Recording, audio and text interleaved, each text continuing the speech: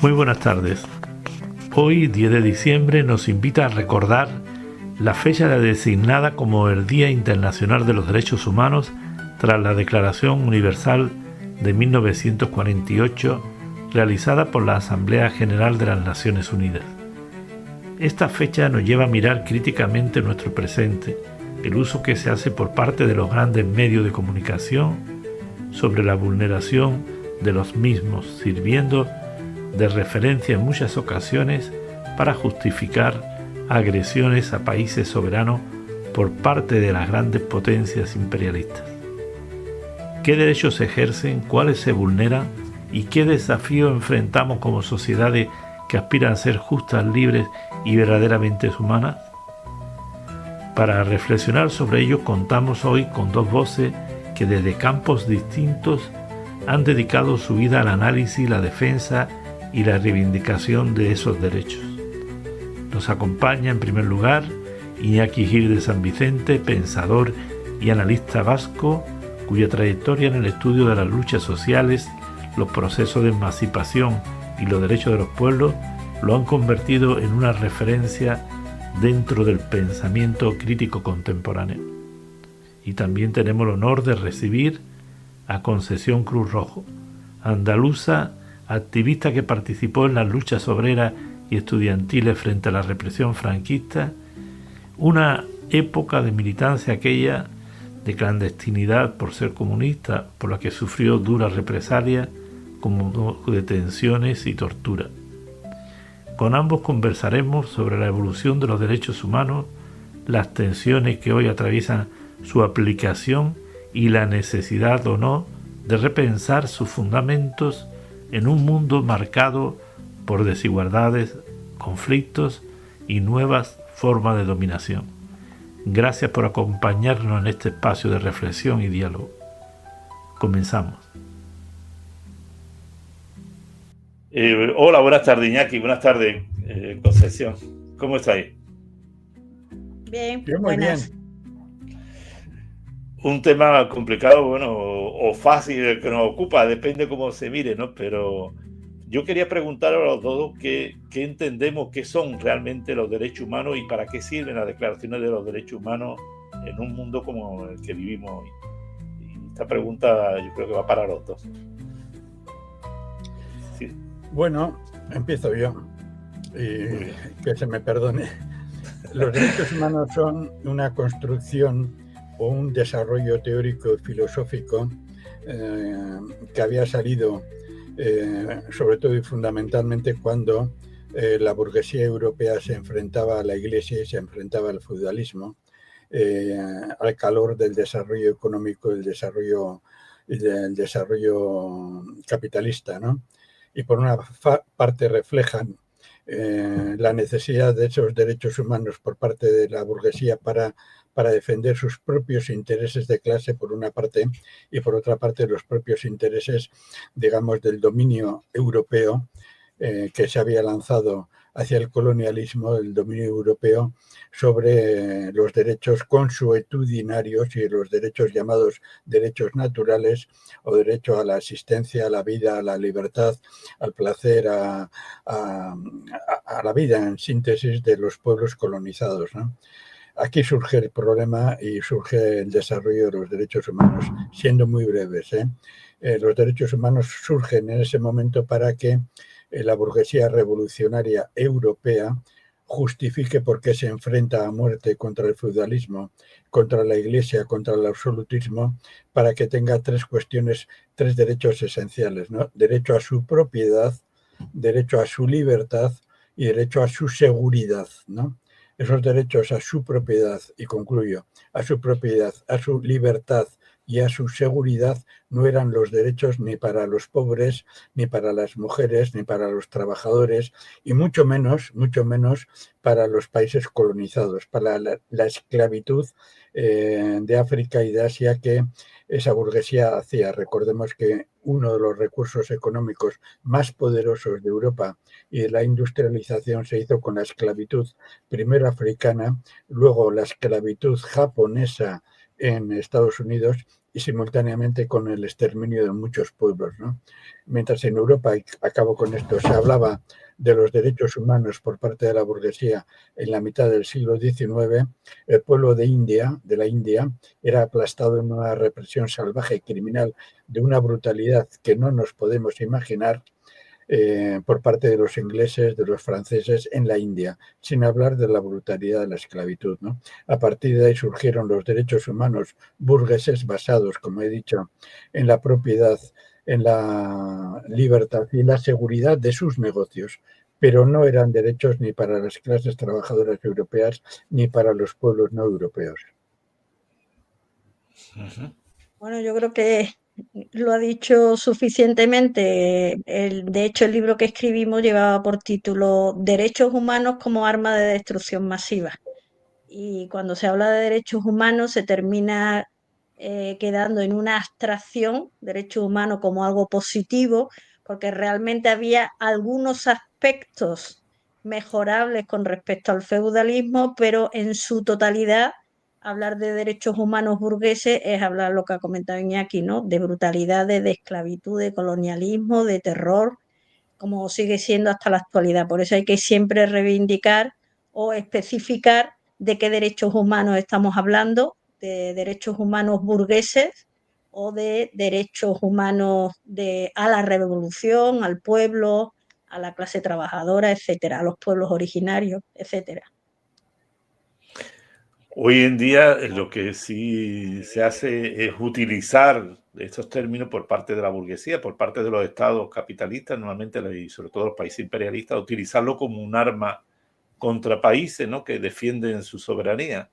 Hoy en día se acusa prácticamente a Venezuela, a Cuba, a Corea del Norte, al otro, de no tener derechos humanos, ¿no?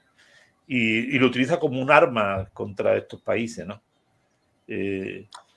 No sé si Mira, vosotros... los derechos ¿sí? humanos son derechos concretos, por ejemplo, derecho concreto al sueño reparador, derecho concreto a disfrutar de un bosque y el silencio, el ruido, bello ruido de un bosque, el agua cuando cae, o derecho humano al disfrute de una relación de cualquier tipo, una relación sexual, de cualquier tipo, derecho humano a que no ser explotado, a no ser explotado en un trabajo brutal, o derecho humano a no ser explotado siquiera en un trabajo liviano que no te interesa, que es impuesto, que es forzado, etcétera, ¿no? Hay muchos derechos, todos ellos son derechos humanos concretos, ¿no?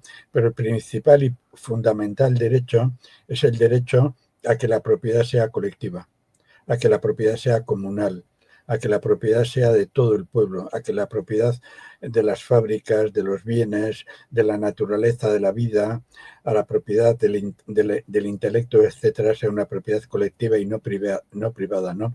Ese es el fundamental derecho. Mira, y concluyo para que luego se pueda explicar derechos concretos, ¿no? Como pueden ser lo que está ahora en vigencia, concretamente en Cuba, concretamente ha estado en Venezuela, ¿no? O concretamente está ahora mismo en Palestina, que hay niños muriendo por enfermedades, niños y niñas que no pueden beber agua potable, o que no tienen salud, no tienen medicina, ¿no? Pero hay un tema capital en este sentido, ¿no? Que es el punto, digamos, el punto central, ¿no? Lo que se está viviendo ahora en estos momentos, ¿no?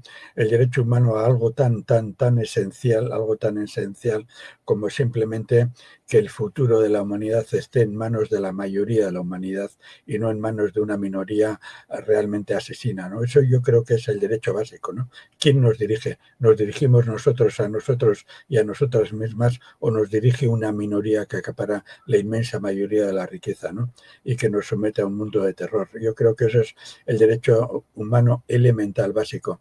Y cuando ese derecho humano elemental básico está siendo conculcado incluso por el Premio Nobel de la Paz, que se lo dan a una criminal como es Corina Tellado, y nos encontramos con dos Cs, criminal, Corina y Tellado, eso es un atentado esencial contra los derechos humanos concretos y socialistas.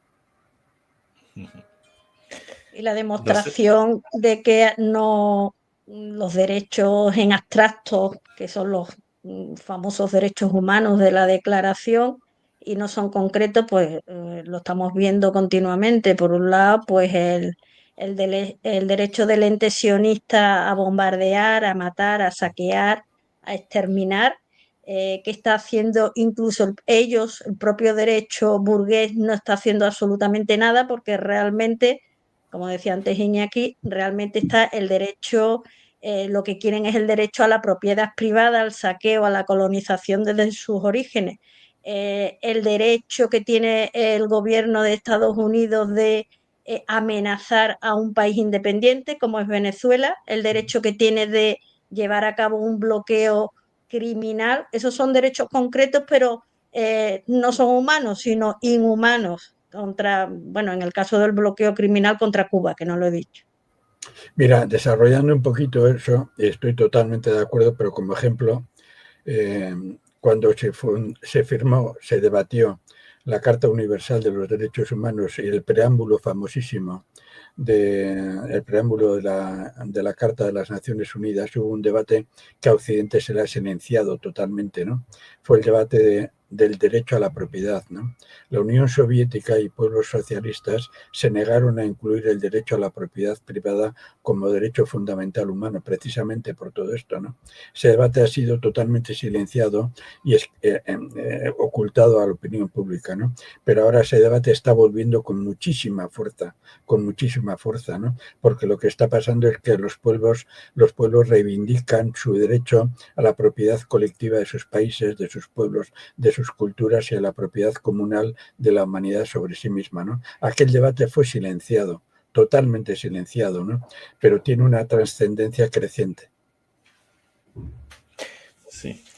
Y de todas formas, incluso hablando de los derechos, tal como está configurado actualmente a nivel de Naciones Unidas, de una declaración hecha y que realmente no representa la esencia de lo que los pueblos pueden considerar que son los verdaderos derechos que tiene el hombre, está claro que, como decía antes Concepción, el imperialismo además hay uno de las razones que nunca ha respetado, que es el derecho a la vida, incluso con el asesinato indiscriminado de seres humanos, arrasando pueblos, sometiendo a pueblos y sojuzgando a pueblos y además defendiéndose o insistiendo en que ellos son los que respetan esos derechos humanos, ¿no? Quería preguntaros también, los estados además participan, y me da la impresión de que participan muchas veces cómplices con ONGs que participan como cómplices de esa aureola que se les quiere poner a los estados de humanitarios y de defensor de esos derechos que llaman humanos y todas estas cosas. Me recuerdo, por ejemplo, el caso de Amnistía Internacional y de otras organizaciones que también actúan con los mismos criterios. No sé qué opináis vosotros sobre esto. Mira, hay una cuestión aquí que es previa, ¿no? Y que de hecho es la importancia de la intervención del Estado en la cuestión de los derechos, y es la cuestión de que igual la primera cuestión de los derechos depende de una cuestión tan clave como tú has comentado, el derecho a la vida, ¿no? Pero yo me pregunto, ¿hasta qué punto existe derecho a la vida en la sociedad capitalista, y ciñéndome solo en la sociedad capitalista, cuando por ejemplo, la vida de la clase trabajadora, eso está demostrado en todos los estudios científicos, es de 7, 8, 10, 11 años menos que la clase burguesa. La burguesía tiene derecho a vivir 10, 8, 9, 11 años más por ser cortos que el proletariado. Y algo tan esencial precisamente porque la explotación asalariada agota la vida, hunde la vida, la reduce, la somete a tal brutalidad visible e invisible que por término medio, y solamente en el sistema capitalista, solamente hay esos datos explican que se vive menos, ¿no? Que el proletariado, la clase trabajadora y sobre todo las mujeres, ¿no? Bien, si eso llevamos a otros países como puede ser la India o como puede ser África o como puede ser nuestra América, la distancia aumenta. Entonces la duda cuál es, la pregunta cuál es, y concluyo muy clara. El propio derecho a la vida está ya internamente destrozada por algo tan elemental como es ganarse la propia vida. La clase trabajadora, las mujeres con la triple explotación, para ganarse la vida tienen que perder vida. Tienen que perder vida. La burguesía, al contrario, vive muy bien y vive más todavía porque ella no se gana la vida, ella se gana la vida de la clase trabajadora y vive en base a la vida de la clase trabajadora. Ahí tenemos el choque a muerte de dos derechos. El derecho que te quita la vida cuando aplicas el derecho al trabajo capitalista y el derecho que te da la vida cuando la burguesía aplica su derecho a la vida y al trabajo explotado. Este punto es central en la crítica de los derechos humanos abstractos burgueses. Porque, claro, tenemos que siempre partir de la base de que vivimos en una sociedad, en el capitalismo clasista, donde lo que decía antes Iña, que había una minoría de clase explotadora que vive muy bien y que por eso tiene salud en su acepción más amplia, y una amplia clase trabajadora con sus diferencias en países aún más empobrecidos, precisamente por esos países capitalistas e imperialistas que viven muy mal, no solamente porque están explotados, sino porque a pesar que incluso en algunos derechos burgueses se habla de forma muy rimbombante el derecho a la vivienda, el derecho a la alimentación, pero en la realidad concreta ni tienen derecho a la vivienda, y si en un momento dado hay un desahucio, no solamente hablo en el Estado español, en otros países, a la gente se le echa a la calle porque ante todo está lo que, mezclando todo lo que estamos comentando, está el derecho a la propiedad privada. En definitiva, el derecho a la vida, el derecho a la salud está totalmente contra esa clase amplia trabajadora por muchos elementos. Y no solamente el derecho a la salud humana, sino también el derecho a la naturaleza, o sea, la destrucción de la naturaleza, aunque luego afecta a todo a nivel más mundial con el cambio climático, vemos que efectivamente, sobre todo, perjudica a los países más empobrecidos y a las clases más empobrecidas dentro de los países capitalistas. Y además es increíblemente cínico, me parece a mí también, el hecho, ya no solamente es la cuestión, la base que ustedes comentando de que la sociedad dividida en clases, donde se produce precisamente una situación totalmente desigual entre la clase trabajadora y lo que era la clase explotadora, ¿no? Pero además el cinismo que se tiene, ¿no? Me refiero yo a través de los medios de comunicación, ¿no? De atacar en base a esos derechos que ellos perciben o consideran a Cuba, por ejemplo, o a países como Venezuela, ¿no? Cuando en el caso de, por ejemplo, que países donde se tiene derecho a la cultura, a la educación, a la sanidad, de forma gratuita al pueblo, ¿no? No hay una gran parte de cinismo en ese mensaje por parte del imperio y de los medios. Sí, por una parte es cinismo, eso es cierto, por una parte es cinismo, pero por otra parte, alimentando y reforzando ese cinismo, hay una parte de ideología, digamos, de que esa burguesía tiene ese derecho en sí mismo. Mira, si uno lee el documento de casi 33 páginas de la política de guerra, de la doctrina de guerra de Trump, de Estados Unidos, no es política de defensa, es política de guerra, uno se impresiona por las veces que se cita a Dios. Suponemos que es el Dios cristiano y en su versión protestante, ¿no? Pero también suponemos que se le cita en la versión católica, ¿no? O en la versión sionista, por ejemplo, ¿no? Etcétera, ¿no? O se pudiera citar a otros dioses y diosas, como hay muchos y muchas, ¿no? ¿Qué quiero decir con esto? Quiero decir que no solamente es cinismo. Si fuera cinismo sería fácil combatir todo esto, ¿no? Porque la realidad hunde ese cinismo, ¿no? Pero también es convencimiento moral. Convencimiento que actúan por mandato y por protección divina.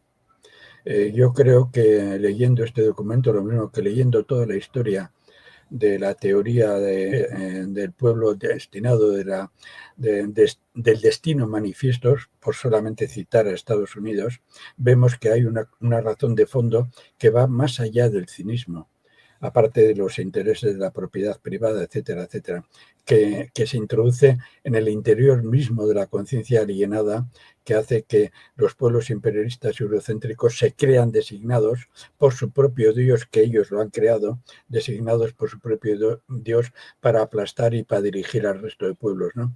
En este sentido, y concluyo con esto, este documento es un ejemplo claro de lo que son los derechos abstractos criminales de la burguesía y lo que es ese cinismo, esa brutalidad con la que Trump invoca a su Dios para justificar que por debajo de ese cinismo, de tantas mentiras, de tantas hipocresías y de tantas brutalidades está la predestinación divina. La predestinación divina, ¿no? Tenemos que entender también esa razón de fondo para saber que nos enfrentamos a un esquema muy complejo. Y tenemos que entrar también a la lucha concienciadora de que es toda la conciencia occidental la que debemos cuestionar. Y dentro de esa conciencia occidental, aquella conciencia de creced y multiplicaos y dominad la tierra, que está dentro, eso está dentro del documento de guerra de Donald Trump y el gobierno. Y por tanto, cuando hablamos de cinismo, que estoy de acuerdo contigo, que efectivamente hay un fondo de cinismo, también debemos profundizar hacia ese fondo de fanatismo religioso. También la justificación de ser el pueblo elegido, ¿no? Para llevar a cabo un genocidio en una tierra ocupada desde hace muchísimos años y basado en el colonialismo, precisamente. Hombre, yo pienso que además de toda esa justificación moral, que no siempre convencen a sus propios pueblos, son tramposos, son mentirosos, aunque suene muy... Y eso lo vemos continuamente, o sea, la intoxicación mediática que sufre la población en los países occidentales, capitalistas, imperialistas, como lo queramos llamar, y en otros países más empobrecidos, porque también en nuestra América ocurre en algunos países, hay una intoxicación, una mentira continua en la que dicen, no, es que no hay, como decías antes, no es que no hay derechos humanos en determinados países que nosotros llamamos, entre comillas, del eje del mal, mientras ellos son el eje del bien. De todas formas, esa unión con la Iglesia, la utilización de la Iglesia por parte del capitalismo es una cuestión histórica prácticamente, ¿no? O sea, me refiero a toda la sociedad dividida en clases, siempre me refiero la parte dominante se hicieron cargo y tomaron como elemento, digamos, como instrumento para utilizar el dominio de las masas a través de la conciencia o del fanatismo religioso, ¿no? Entonces, ahí lo que sí se percibe, pienso yo también, es una falta de conciencia, naturalmente, por parte de nuestra clase, de la clase trabajadora en general, y de la falta también de dirección política en muchos de los países, por lo menos occidentales, donde vivimos nosotros prácticamente, donde la gente asume todas estas cuestiones que son muchas veces tan abstractas y tan absurdas, ¿sabes? O tan poco materiales y tan poco vivenciales, que creo yo que ahí lo que se define en definitiva es la falta de una conciencia suficiente por parte de la clase trabajadora. Sí, y otra vez tomando yo la palabra, creo que debieras tomarse. Yo te he pedido que empieces tú, Iñaki. Sí. Bien. Así que... Yo lo he dicho. Bien. Mira, hay una cuestión. Estoy también otra vez, no puedo por menos que estar de acuerdo, pero no solamente es de conciencia, es también de conocimiento. Hombre, conciencia y conocimiento tienen una relación interna muy fuerte, ¿no? Sí. Pero es que la utilización de los contenidos reaccionarios de las religiones está en todas partes y en todo momento.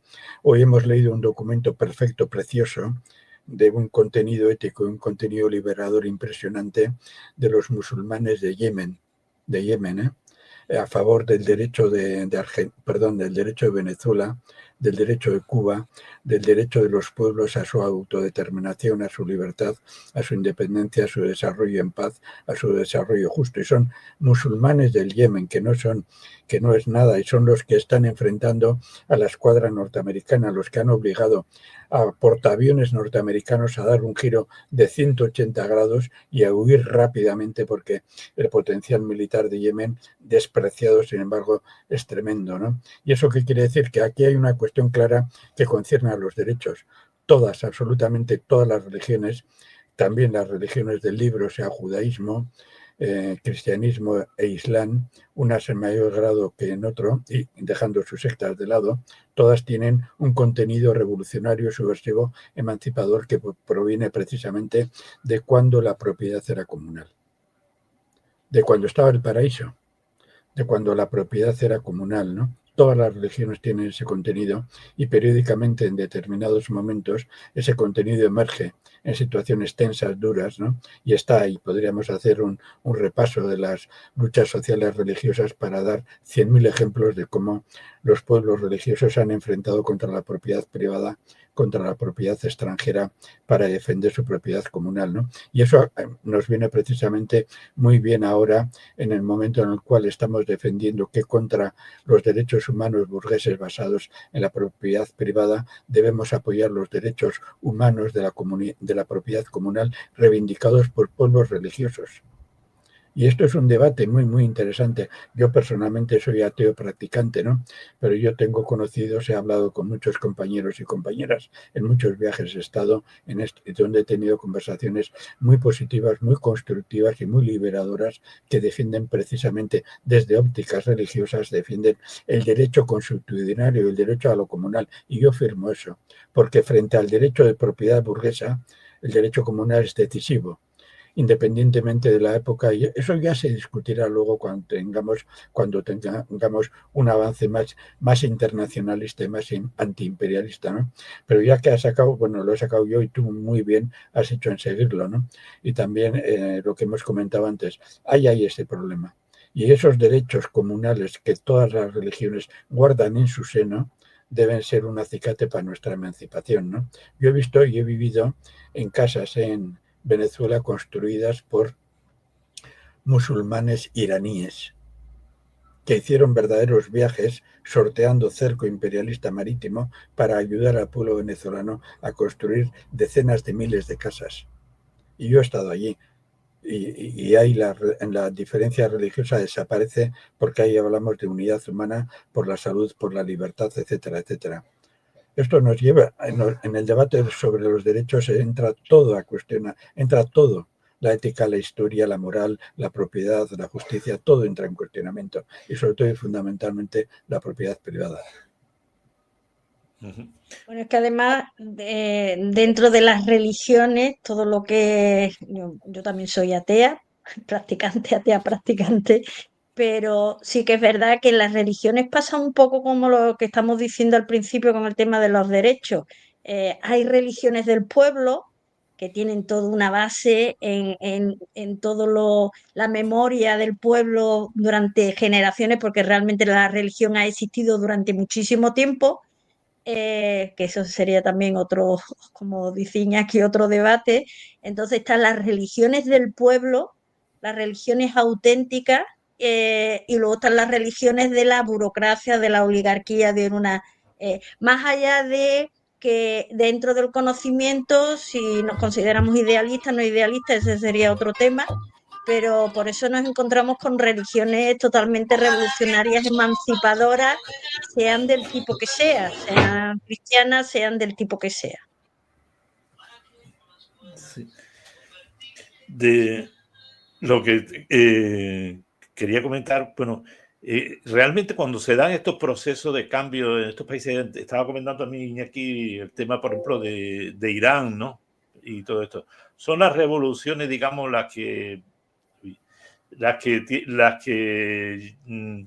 sea, que tienen un carácter, o sea, me refiero, es la vanguardia religiosa la que mueve esos procesos revolucionarios, o son esos procesos revolucionarios los que, digamos, acepta o asume o tienen ya de base una religión previa, que es primero en ese sentido, ¿no?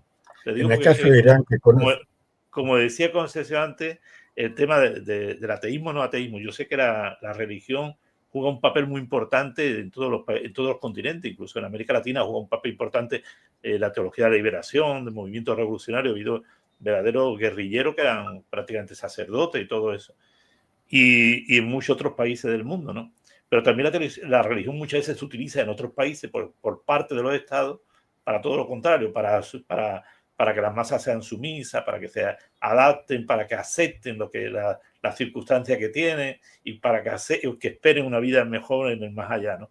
Por eso yo decía que los procesos revolucionarios muchas veces la dirección es la base religiosa o es el proceso revolucionario la que asume o acepta después por tener una base religiosa. Y tú me ibas a comentar, Iñaki, sobre el tema de Irán concretamente. Sí, yo he conocido in situ y espero conocerlo más en profundidad. He conocido in situ ese problema que tú planteas y lo he conocido in situ también en otros pueblos musulmanes que he conocido y que he visitado en profundidad y he hablado con mucha gente, ¿no? Caso de Argelia, por poner uno de ellos, ¿no?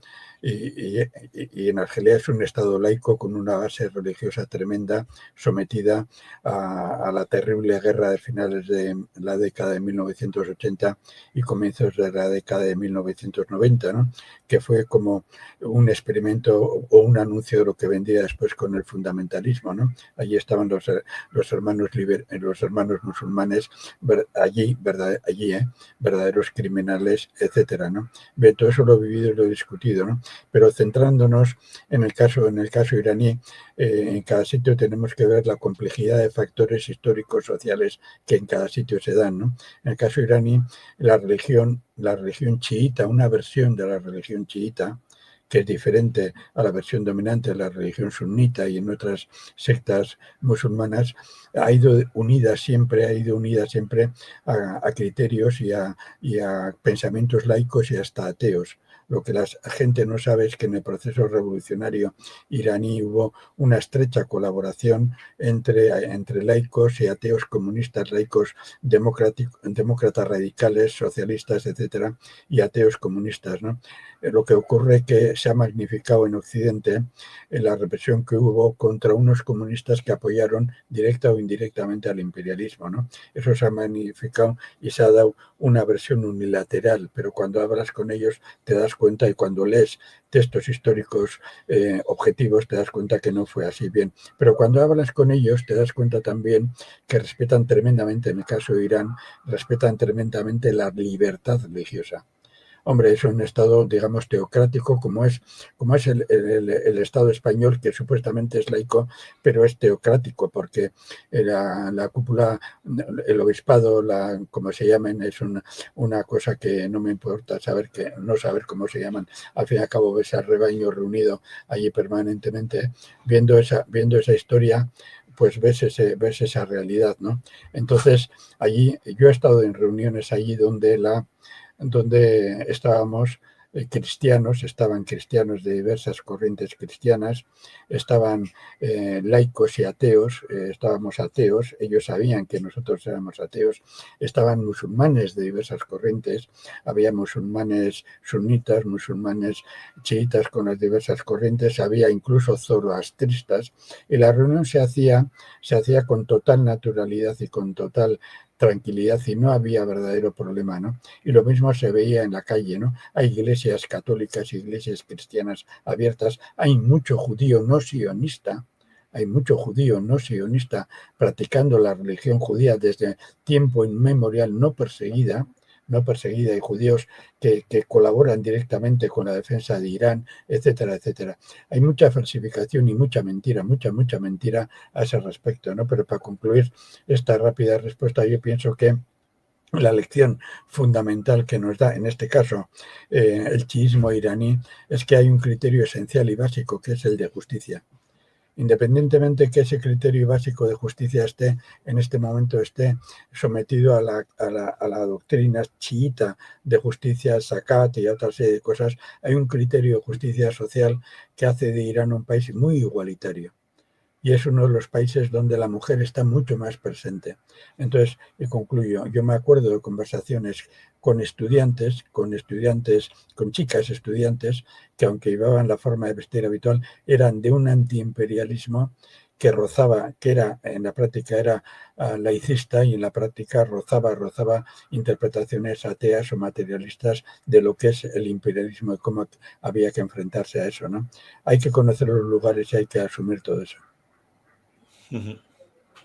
Yo creo que además, si vemos un poco la historia de lo que fue el origen de la ocupación del pueblo palestino, incluso remontándonos antes al Imperio Otomano, la Gran Siria, que estaba incluida también lo que es ahora Palestina, Líbano y tal, y Siria, y se caracterizaba precisamente por una gran, siguiendo el hilo de lo que ha comentado en esa zona, había una coexistencia de religiones perfecta, había una mentalidad mucho más amplia, cosa que no ha ocurrido históricamente, me refiero, con el cristianismo en la parte europea, porque es un proceso histórico, no porque sea que se sea mejor o peor.